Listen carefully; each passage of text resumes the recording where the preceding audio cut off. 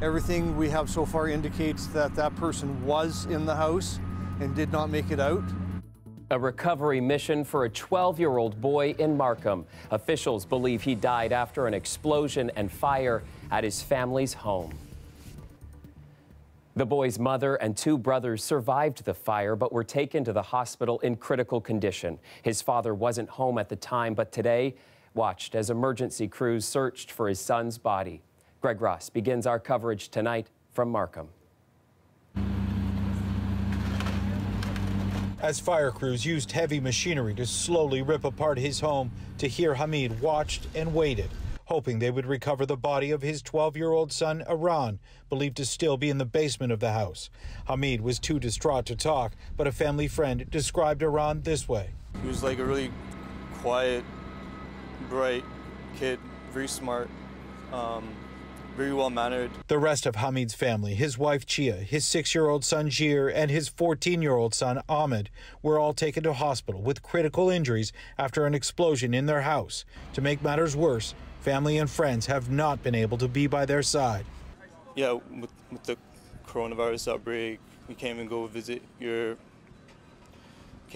victims or can't even get an update. Like, it's definitely a tough time. This video, shot by a neighbor just moments after the explosion, shows Hamid's house and the homes on either side engulfed in flames. The fire marshal says, for now, determining what caused this is secondary. Finding the missing person is the #1 first priority at this point. But he says one possible cause of the explosion may have been natural gas. We do know there's natural gas to the house, which is a fuel. So that will be part of our investigation. We've accessed that gas line. Our engineer has done pressure testing of it with Technical Standard and Safety Authority in Enbridge. The fire marshal tells me it'll be at least another day before they can get down into the basement of the home where Iran's body is believed to be. And even when they do get in, there's still a great deal of debris that needs to be cleared away. And there's about 3 feet of water they have to sift through as well. Greg Ross, CBC News, Markham. Now to a police investigation in Scarborough. A man has turned himself into police after a double shooting last night that left one man dead. There was some sort of altercation that occurred on the 9th floor. Police were called to an apartment building in the Victoria Park and Shepherd area just after 6 last night. They found 2 men who were shot. Both were rushed to the hospital where one of them died. That man has been identified as 34-year-old Sean Williams. Hours later, a man turned himself into police. 30-year-old Marcus Nugent is facing a charge of second-degree murder. The other victim is 29-year-old. He's a 29-year-old man, and he was in the hospital in non-life-threatening condition. Investigators won't comment on the relationship between the suspect and the victims, only saying the 2 men shot lived in the building. An update now on the Snowbird's tragic plane crash yesterday. Captain Jenny Casey is being remembered as a gifted storyteller, a kind and generous friend, and a proud member of the Canadian Forces Snowbirds team. She was killed yesterday after a Snowbird's jet crashed in Kamloops, British Columbia. This time, the precise circumstances leading up to the crash are not known. The crash site has been secured by local law enforcement, and the immediate flight safety response is being coordinated on the ground by the team's flight safety officers as we speak. Just before noon yesterday, 2 jets took off from the Kamloops airport. Something went wrong when one of the jets broke away, veering high in the sky before nosediving into a residential area. The pilot of the plane, Captain Richard McDougall, was severely injured. His mother spoke to us earlier today. Well, when we did find out it was him, the first reaction, first of all, they told us he was alive and he was moving and talking, and of course relief, but we also found out at the same time that he had lost Jen. It was a moment of sadness, really broke our hearts, knowing who she was and how lovely she was and how well they worked together, and also knowing how devastating it was going to be for so many people to have lost her. There is now a growing memorial at the Kamloops airport. Dozens of pilots are planning a flyover to pay their respects later tonight. The Snowbirds were on the tail end of a cross-country tour to boost the morale of Canadians during the pandemic. Operation Inspiration, as it was called, is now permanently on hold. Now to the continued hold the coronavirus pandemic is having on Ontario.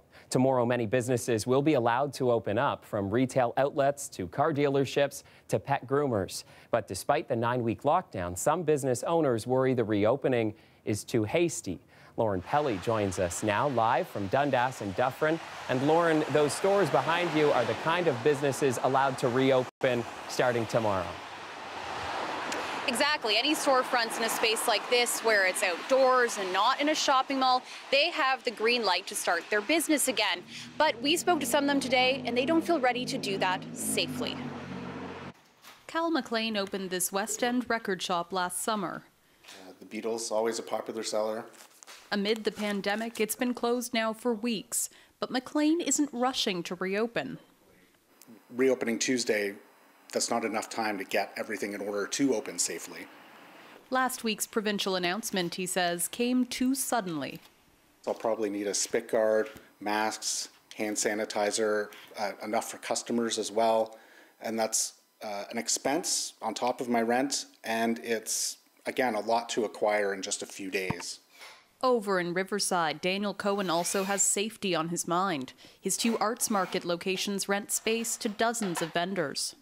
So we got to get 140 people in to revamp and make it look great and freshen it up, but we have to do it safely, so it has to be spaced out. So there's a lot of process. So we're not going to open on Tuesday, tomorrow. So we're going to open Monday, May 25th instead, to give us a little bit of a buffer. Car dealerships, pet groomers, and many seasonal businesses are also allowed to open back up tomorrow, with physical distancing measures in place. I want to be clear that businesses should open only if they are ready. Mississauga's mayor is urging caution. We run the risk of descending on power malls and main streets, creating long lineups and exposing people to more risk. I think to reopen safely, there would have to be not just criteria for stores, but some clear marching orders for customers as well. McLean worries confusion could mean more people getting sick, something the province is watching out for. The truth is, we can't fully predict where things will go. So we need to be ready to react if we see a sudden increase in cases. Now, Ford also said the province will be watching those numbers like a hawk to make sure that cases keep going down instead of rising. So we'll be looking out for outbreaks, Chris. And I bet, Lauren, the province is also watching for these other jurisdictions where they've already had some restrictions eased and then had to kind of reinstate them. So what have we learned from other areas in the world that have kind of already opened up? That's right. There are countries around the world that have started to loosen their restrictions after seeing cases start to go down. But we've seen flare-ups in places in China and South Korea, for example, after a time where they were seeing those big declines. So this is something that the province will be paying attention to if we start to see any outbreaks, as I said, growing here. And it's good to keep in mind where a growing body of research is showing that you're most at risk. So what we do know now from experts is that outdoor spaces tend to likely be safer, and enclosed spaces are where there can be more spread of COVID-19. So as you're going out and about and watching stores reopen, you can keep all of that in mind and make sure that you're physically distancing no matter where you are. Chris? Important information. Thanks, Lauren. Changes may be ahead for your commute into the city for the next year as the city begins another phase of construction today on the Gardiner Expressway. Construction crews started dismantling the Jarvis Street eastbound on-ramp this morning. The ramp is being replaced and will not reopen until next spring. The expressway will continue to operate with 2 east and west lanes between Jarvis and Cherry Streets.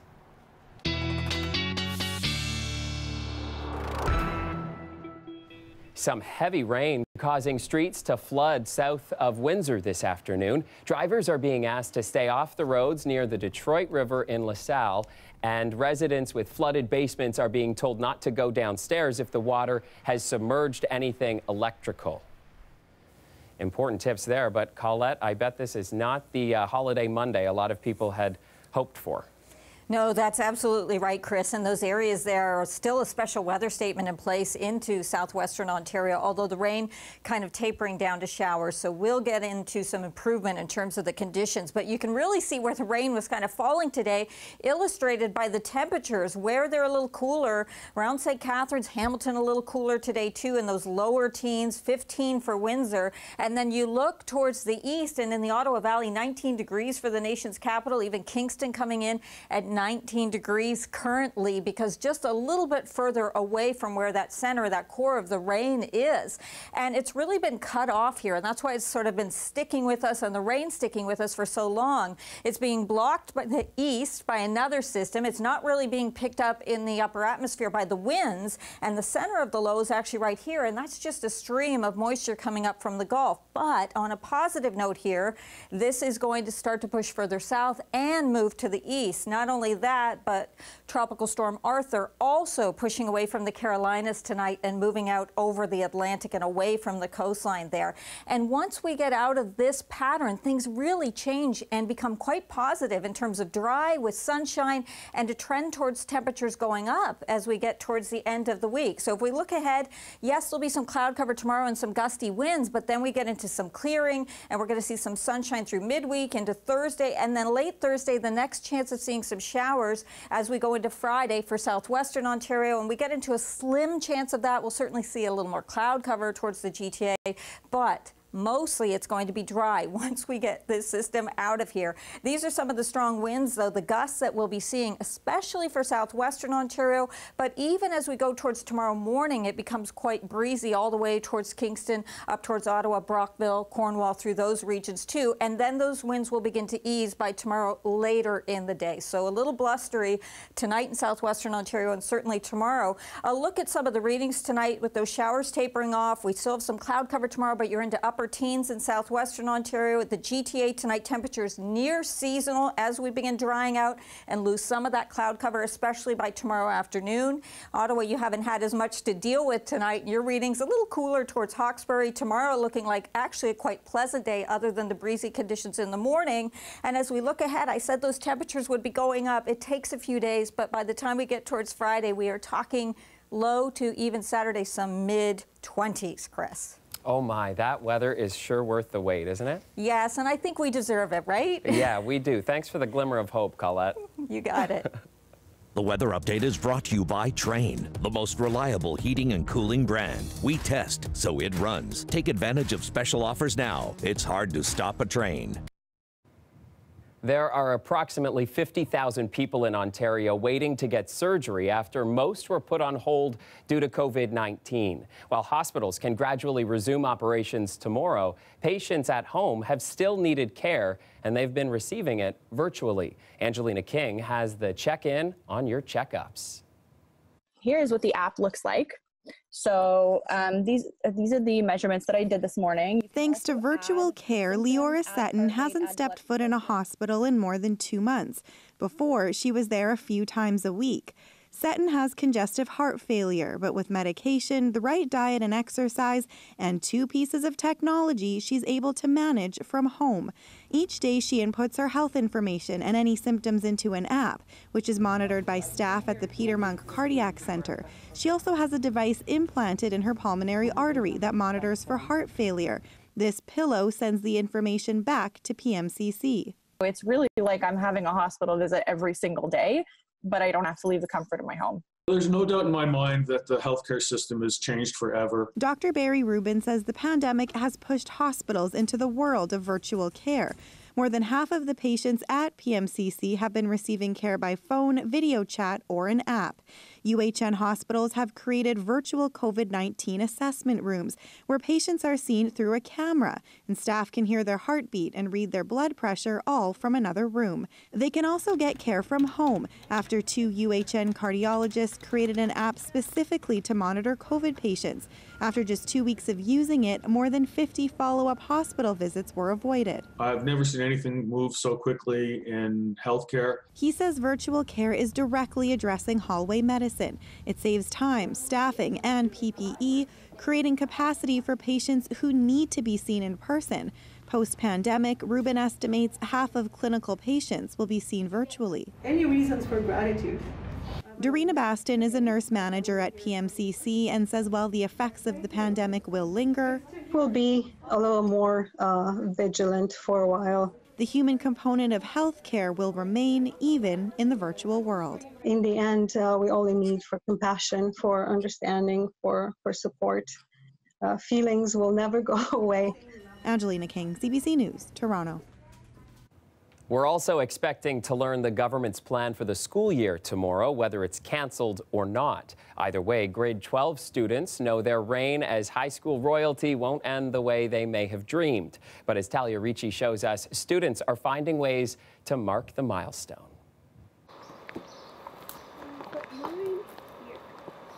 Added to the list of unconventional ways to celebrate during a pandemic, personalized graduation lawn signs. We wanted to find something to celebrate my brother and for all the other graduates, so we wanted to make them feel special and appreciated.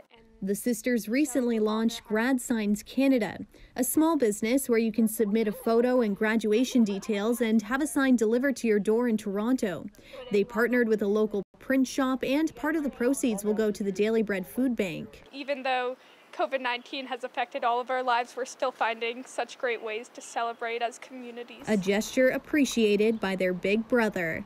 I'm happy they did that for me, and I'm just gonna miss not being able to spend those last few months with my friends. For some, the dress had been picked and even posted to an Instagram account to make sure none of the girls doubled up.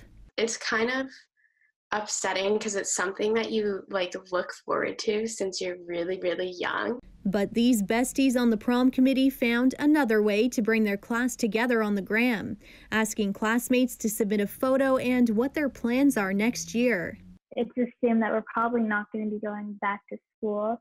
And back in March, when we had to stop going, we didn't know that we'd never be in classes with these people again. It brings this feeling of us being together just one more time. Others took to TikTok to be creative. Yona Pyatt went ahead and took some fancy photos. The reason why I made the TikTok is so that I can actually look back to those pictures and think, oh yeah, I took those in kind of like a memory, if you would, of actually going to a prom. Proving if there's a generation that can come up with creative ways to document this time while celebrating a milestone, it's the class of 2020. Talia Ricci, CBC News, Toronto. Some very creative ideas there. We're going to take a quick break, and when we return, did people stay away from the cottage after this during this long weekend? Plus, COVID checkpoints into Quebec come down, allowing Ontarians who own cottages in Quebec to cross over. We'll check in with them next.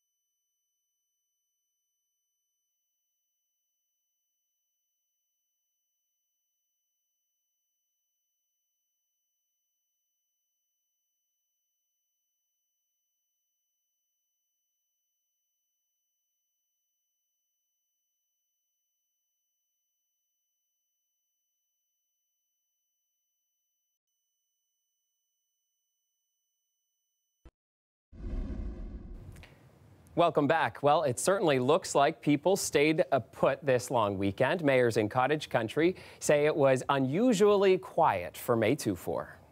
Because our hotels are closed, because the short-term rental accommodations are not happening, we didn't get the tourists up here. What we did get was permanent residents and seasonal residents, people who own their own properties, were able to come up. They were able to do some spring maintenance around their properties, but they were not out socializing or doing restaurants and bars because they're all closed. So it was truly an isolation weekend for people and their families. Harding says there were about half the amount of people up at cottages this year compared to last, and thanks to Toronto area residents for listening to their warnings about not going up north. Harding says the lake and town were a bit busier, but certainly not like a regular May 2-4 weekend. Police checkpoints between Ottawa and Gatineau came down today, giving people with cottages in Quebec a chance to cross the border and check in on their properties. But as Hilary Johnstone tells us, officials are still urging caution. Finally. Finally, we get to go up there and enjoy the summer months. Chris Ault lives in Ottawa but owns this cottage in Western Quebec. He says the restrictions on movement from Ontario into Quebec were unfair. He even started a petition. It garnered more than 8,000 signatures. There was a big amount of frustration because of that imbalance and because we were not able to go and check on the safety and security of our properties. On April 1st, the Quebec government announced the travel restrictions in an effort to prevent COVID-19 from spreading into the province. Only essential trips for work, medical appointments, or humanitarian reasons were allowed. Police were given the discretion to decide who could enter.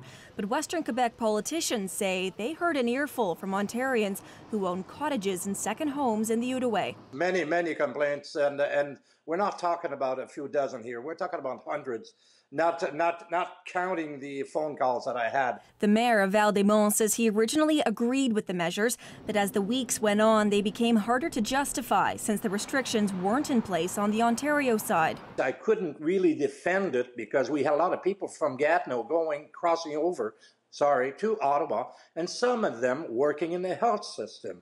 So if the virus has to travel, it would have traveled with these people. Even as the restrictions ease, officials are still warning the danger hasn't passed, and they're hoping people will do their grocery shopping in Ontario before heading to the cottage. I call on to people's sense of responsibility to respect the rules.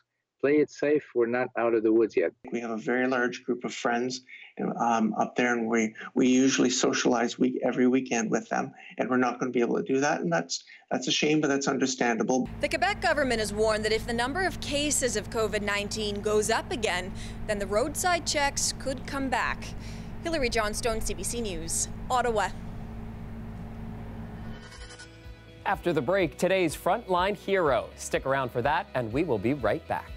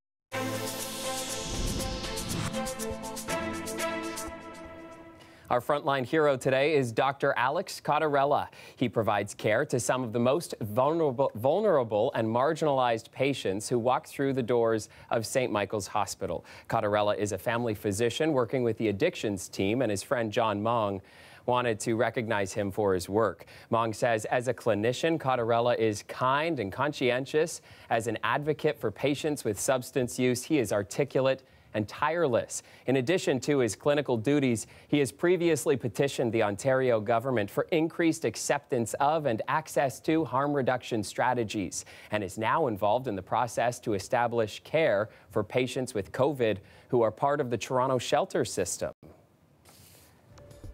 Thank you for that great work, and thanks for sending us in your submissions. If you'd like to share a story about your frontline hero, please do so. You can tag us on social or shoot us an email at torontotips@cbc.ca.